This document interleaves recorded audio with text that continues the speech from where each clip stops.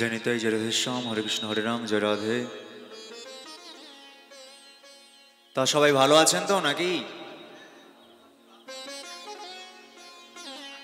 হরিবাসরে যারা অংশগ্রহণ করেছেন সাধুগুরু ব্রাহ্মণ বৈষ্ণব মণ্ডলী, সর্বপ্রথম লীলা কীর্তন শুরু করবার পূর্বে এই কীর্তন জগতের সর্বকনিষ্ঠ কীর্তনিয়া, জ্ঞানহীন, ভক্তিহীন, শ্রদ্ধাহীন কীর্তনিয়া নারুগোপাল জানা তৎসতার ক্ষুদ্র সম্প্রদায়ের তরফ থেকে আপনাদের চরন্তরে রইল অসংখ্য ভক্তিপূর্ণ প্রণাম।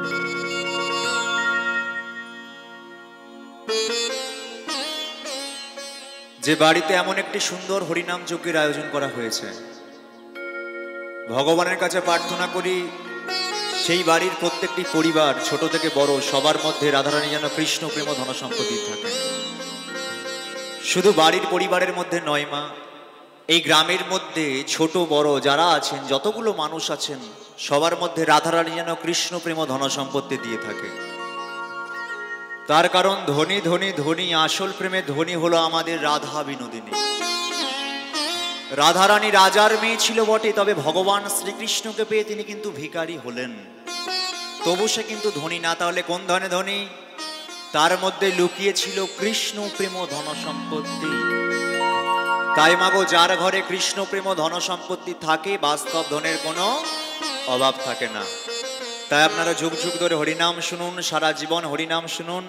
আপনাদের মন ভালো হোক, শরীর ভালো হোক, সুস্থ শরীরে সুন্দরভাবে জীবনটা যেন কেটে যায়। এ দেহ মন্দিরে কোনো কঠিন ব্যাধি যেন না প্রবেশ করতে পারে, ভগবানের কাছে আমি এই প্রার্থনাটাই করব।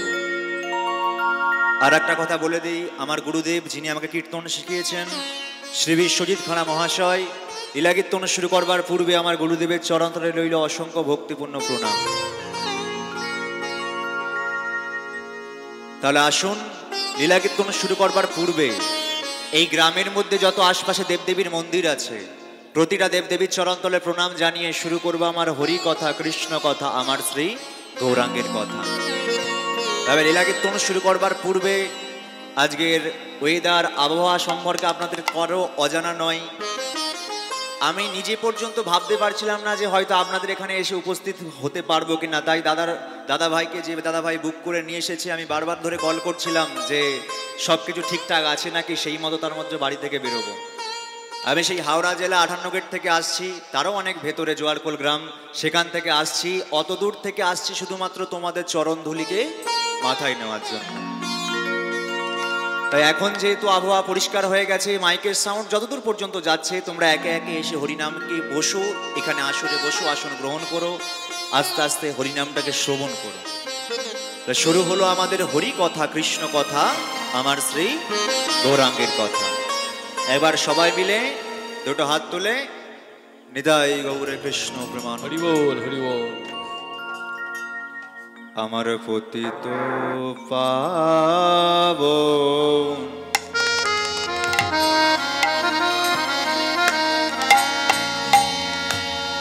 গৌর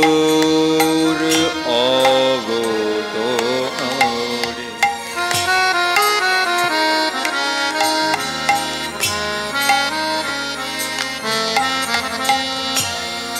আমার পতিত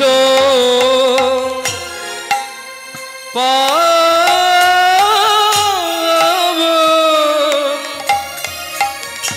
গৌর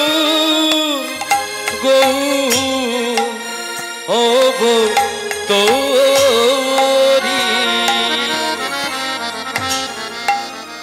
সুধা মাখা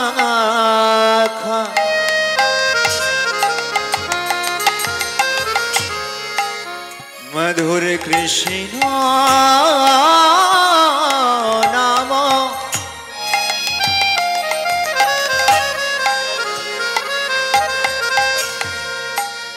প্রভু আমার জীবে ধরিরে, জীবে ধরিরে, জীবে ধরি।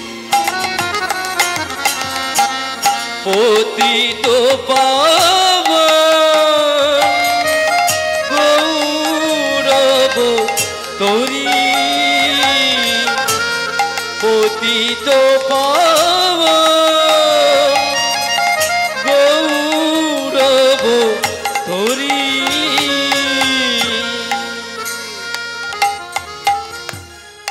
কলির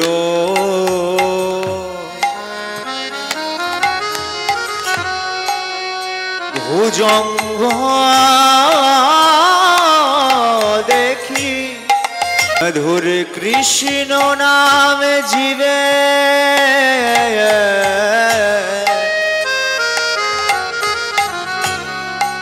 জীবে রাখি এমন কলির ভুজঙ্গ দেখি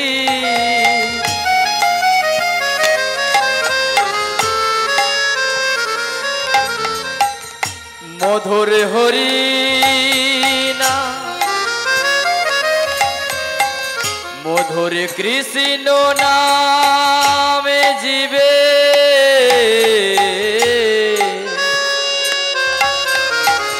জীবে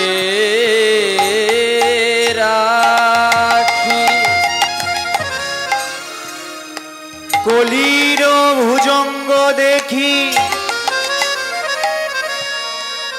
মধুর হরি নাম কৃষ্ণ নাম জীবে রাখি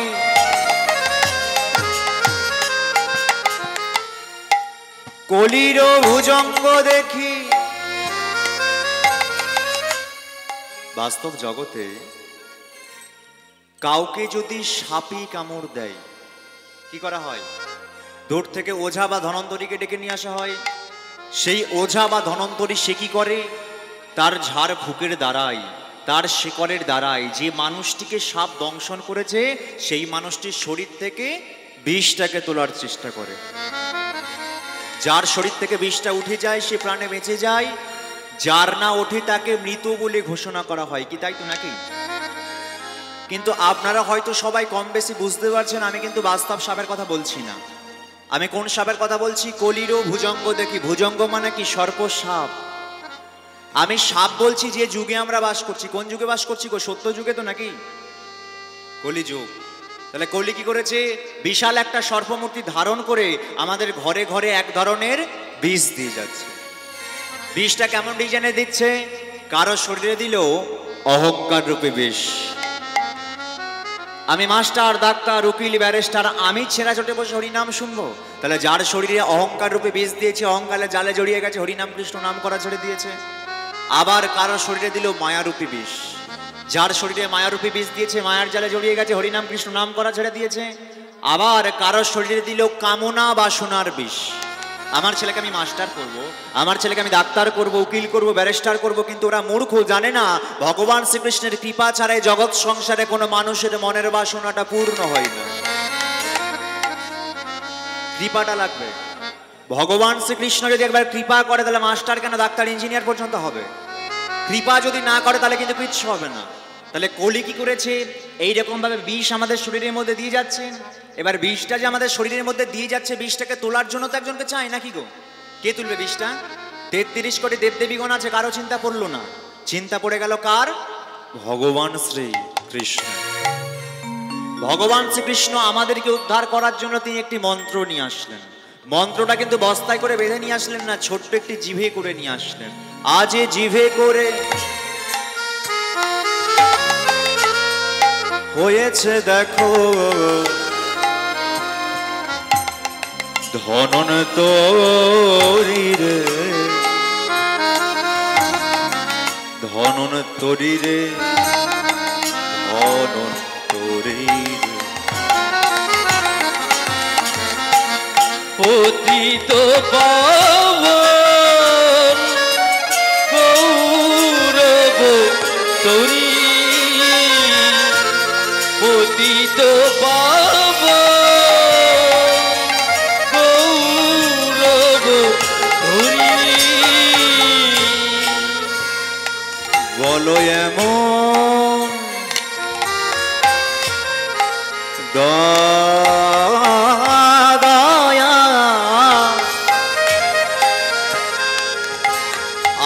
কে বা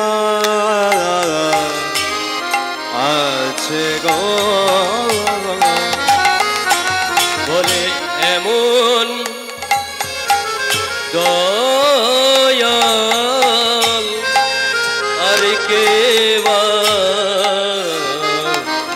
আছে গো যে জনে যেছে সে যে হরি নাম দিয়ে গেল বলো এমন দয়া আর কে বা আছে গো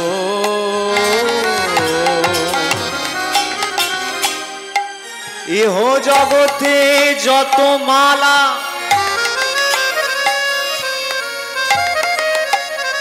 রজনী গন্ধার মালা, গোলাপ ফুলের মালা, গাঁদা ফুলের মালা,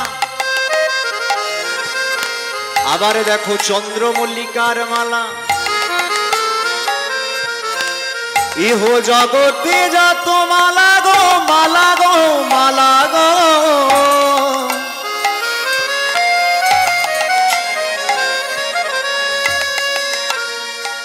এ মালা তো একদিন দুদিন তিন দিন পরে তো শুকায়ে যাবে।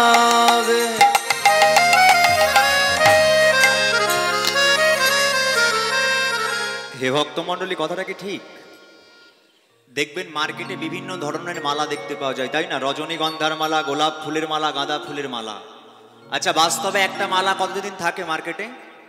একটা মালা মার্কেটে ভালোভাবে কতদিন থাকতে পারে?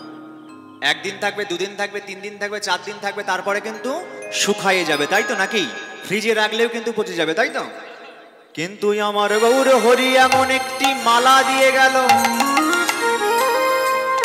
এইরকম অবস্থা দেখে আমার গৌর হরি এমন এক ধরনের মালা দিয়ে গেছে যে মালাটা পরলে কখনো শুকাবে না। বলো তো সেটা কোন মালা? ওই দেখো 2 টাকার তুলসী কাঠের মালা। এ মালা তো কোনোদিনও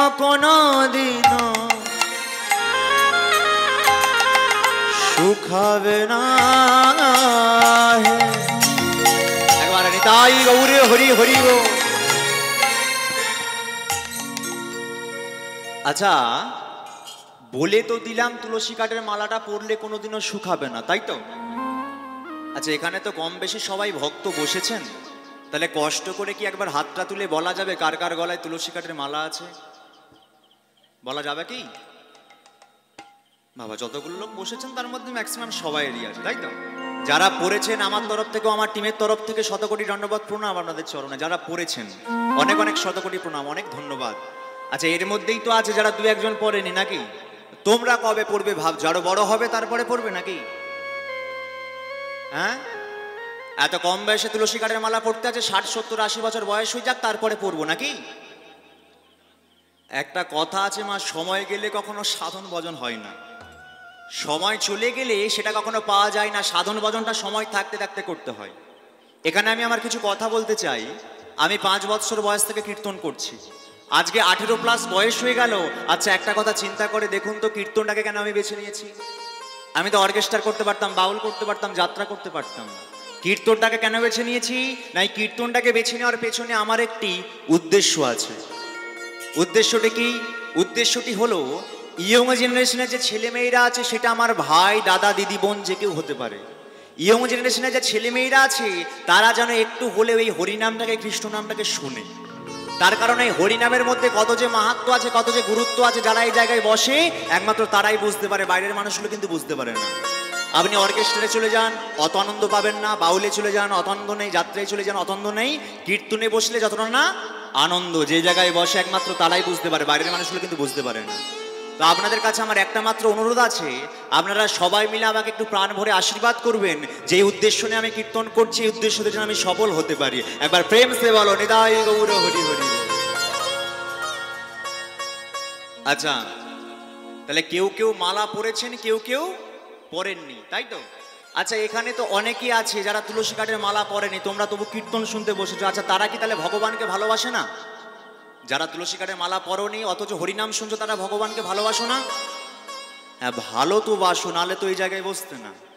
পূর্ব জন্মের স্বীকৃতি না থাকলে হরিবাসরে বসার অধিকার কারো থাকে না। আচ্ছা, আপনাদের মনে প্রশ্ন জাগে না যে তুলসী কাঠের মালাটা পরলেই কি ভগবানকে পাওয়া যায়, না পড়লে পাওয়া যায় না? এটা না পড়লে ভগবানকে পাওয়া যায়? পাওয়া যায় তো। ভালোবেসেও ভগবানকে ধরা যায়, আবার শত্রু রূপেও ভগবানকে ধরা যায়। এই তিলক সেবা করেও ভগবানকে পাওয়া যায়, আবার না করেও পাওয়া যায়। তুলসী কাঠের মালা গলে পড়েও ভগবানকে পাওয়া যায়, আবার না পড়েও পাওয়া যায়। এবার তোমরা তো আমাকে এবার ঘুরিয়ে প্রশ্ন করবে যে বাবু তুমি তাহলে বলছো কেন কার কার গলায় তুলসী কাঠের মালা আছে? সেই যেহেতু তুলসী কাঠের মালা না পড়ে আমরা ভগবানকে পেয়ে যাব, তাহলে শুধু শুধু এই বোঝাটাকে গলায় বেঁধে কোনো লাভ আছে? হ্যাঁ, আবার দেখবে এখনকার অনেক রকমের ডিজাইনের মালা বেরিয়েছে, দেখবে প্যাঁচ সিস্টেম আছে না, অনেক রকমের মালা। দেখবে হয়তো একটা বিয়ে বাড়ি পড়েছে, গলায় আজ মালা আছে, বলছে কোনো অসুবিধা নেই, প্যাঁচ খুলে নিয়ে খেয়ে দিয়ে এসে আবার প্যাঁচ লাগিয়ে নিলে। তোমাদের কাছে একটা কথা বলে যাই মা, যত প্যাঁচ খুলবে লাগাবে না, কখন যে আমরা নিজে প্যাঁচে পড়ে যাবো আমরা নিজেই জানি না। রাধে রাধে। তো তোমাদের মানে প্রশ্ন জাগে না যে তুলসী কাঠের মালাটা না পড়লে ভগবানকে পাওয়া যায়? তো আমি তো বলে দিলাম যে না পড়লেও ভগবানকে পাওয়া যায়, তবু তাহলে আমরা তুলসী কাঠের মালাটা পরবো কেন, তাই না? পড়েছি, একটা লাভ তো আছে নাকি? ছোট্ট একটা উদাহরণের মাধ্যমে বলে দিচ্ছি যে তুলসী কাঠের মালাটা পরলে কি হয়। হাজারটা ছেলের মাঝখানে যদি একটা মেয়েকে দাঁড় করিয়ে দেওয়া যায়, কি দেখে বুঝবে যে মেয়েটির স্বামী আছে?